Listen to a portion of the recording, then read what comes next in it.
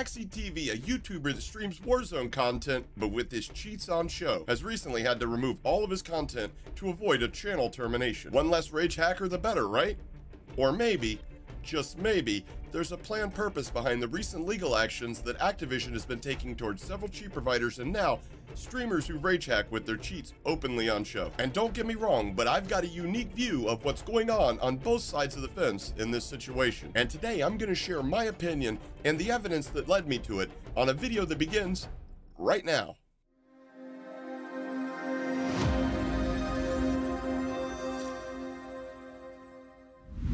What's up, what's good YouTube? I hope all is well and welcome back to the channel. I'm Hapa, and on today's video we're going to be taking a look at a unique scenario. Now, many of you may have already heard of Maxi TV. He's a YouTuber that uploads for his 30,000 plus subscriber YouTube channel.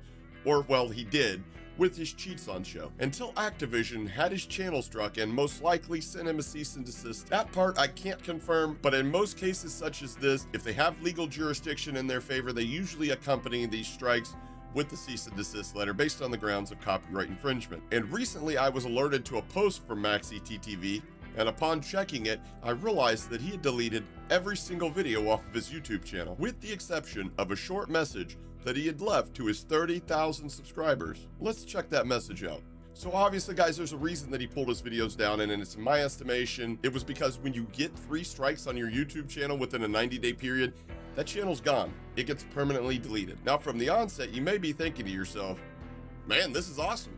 Finally, Activision's cleaning up his act and getting rid of all the cheaters in their game. And it's a huge W that one less person is profiting from ruining the game that we all love to play. But you gotta understand, it's just not that simple. Allow me to ask you guys, and I want you all to put it in the comment section down below. Do you think currently there are more or less people that use some form of assistance while playing that isn't included in the game, outside of, like normal aim assist, than there was before Ricochet was implemented? And while I wait on you guys to make your guess in the comment section down below, I want to finally share the photo that I promised in one of my previous videos in which Jake, Nadia's cousin, reached out to me. And I'm sorry again it wasn't in the last video like I promised, because the last video I uploaded had been recorded several days prior to that one going out. And if you guys haven't seen that video, you're absolutely missing out. That video's right there. You definitely want to go check that out, then come back and finish the rest of this video. Now, if you guys don't remember, me and Jake were talking about at one point our love for our respected college football teams. He's a fan of that school up north, and myself, I'm a fan of the Ohio State Buckeyes,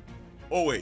And our schools of choice have, in many people's opinion, had the longest and most heated rivalry in college sports history. And, when I made a joke about his cousin's glove size, Jake didn't hesitate to throw it right back at me by sending me this pic right here, which happens to be a meme of last year's final score where his team finally beat ours after 10 years of trying. Now, I know a lot of you guys are gullible enough to think that if I had something valuable like his admission of his cousin cheating, that it would have been included in the video.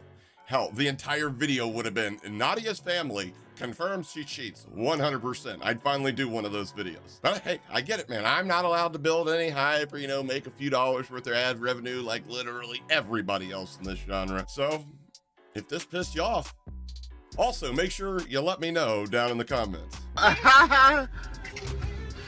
Now back to Maxi TV and why I don't think Activision cares as much as they lead you to believe that they actually care. And if you're one of the people who said less cheaters, respectfully, you're wrong. However, there are less rage hackers, but less people cheating? It's not true, because all Ricochet has done is keep people from using spoofers, and it takes a lot more than a handful of banned accounts before you require the use of a spoofer to play the game, and rage hackers who use brand new accounts and turn up their cheat settings to the max, then go around clicking heads, have had to actually adopt their playstyle to a more soft cheating approach. Let me ask you guys this. Has Ricochet been known to stop somebody from using a Cronus or a Strike Pack? Nope. I hear they have in Fortnite, but definitely not Call of Duty. What about ESP wall hacks? Has Ricochet started detecting the injection of ESP tools? Well, you know the old expression, nope. What about soft aim, like most people who cheat are actually using right now? Something that'll mimic the aim of a really strong aim assist that dynamically changes the aim location so your aim assist looks quite natural and doesn't stick to one portion of the player. Are they able to detect that? No. What about accounts that have used unlock tools to unlock weapons, attachments, and skins that they didn't buy nor grind like everybody else? But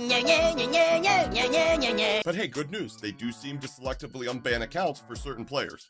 It's never been a problem getting their accounts unbanned. It's real simple. All you gotta do is have about 50,000 followers and you're Gucci. They'll unban your account in a mere matter of hours. So in all reality, what have they actually done to eliminate cheaters from the game? Well, they've made it harder to create new accounts. By using methods such as SMS verification and re-verifications, they've targeted account generators that automatically create fresh Battle.net accounts passively that can sell for as little as $1 or less. They also targeted spoofers that people need if they're going to continue to cheat and be able to play the game. People have literally had thousands of accounts banned. In fact, I'm hardware ID banned, and I didn't get hardware ID banned until about 50 to 60 accounts had already been banned. And they have gone after large cheat providers. Whether the lawsuits with Zenon and others are true or just another publicity stunt, I do know that they've sent cease and desist letters to several providers, and recently they have started going after streamers who openly use hacks on show while they're streaming. Even with all that, the amount of providers keep increasing. Every week there are 3 or 4 new cheat providers selling their wares, and the amount of customers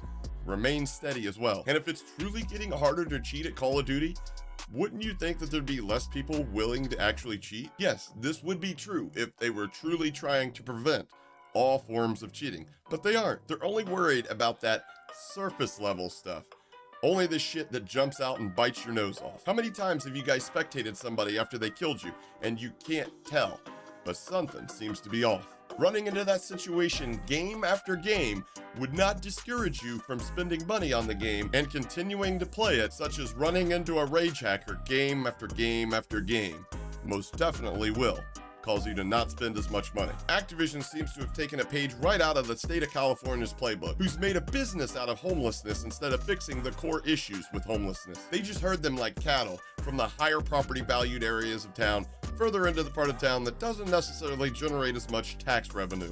Out of sight, out of mind. And it seems to be as such with Call of Duty, as Activision's found it's easier to herd their cattle onto MW2, promising the cheaters died with Caldera, without fixing the core issue of having a shitty anti-cheat, the problem of having people still being able to cheat in some capacity on their games. Side note, Verdansk got an anti-cheat as well. They never corrected people on Twitter who claimed that it didn't, and that was for a reason. It was so they could use the implementation of Ricochet anti-cheat as some sort of God-sent savior, but if it smells like shit, looks like shit, there's no need to taste it, brother. That ain't nothing but a big old pile of poopy. Poop again! And if you agreed, learned something new, or just enjoyed my unique perspective, do me a huge favor, smash the like button for me. I haven't asked for a sub, or a like, or nothing in almost a month's worth of videos. But if you want to support the channel today, realize that I could have been a cheat provider myself. I definitely had the contacts. Could have raked in hundreds of thousands of dollars a month ruining this game. I could have kept streaming cheats as well, but I didn't. I chose to commit myself to try to make this community a better place for all of us through educating you and raising awareness. All while trying to make you laugh sometimes. So if you're trying to support the channel today, just share the video and send me some goddamn money. I'm kidding. Unless, you know, you were about to click the donation link in the description. In that case, don't let me stop you. But honestly, it reminds me of the words of American cartoonist and author of the legendary comic strip Calvin and Hobbes, Bill Watterson, who once said, "I know the world isn't fair, but why isn't it ever unfair in my favor?" Catch you guys on the next one. Hold up, what is you doing? Finna go hard, hard, hard. Ice on my neck, ice on my wrist. That for the squad, squad, squad. Know they gon' hate. Do what I tell them. Get on your jaw, jaw, jaw. Work on smooth. I got the moves. I swear to God, God, God. Hey, I just dropped 200 on a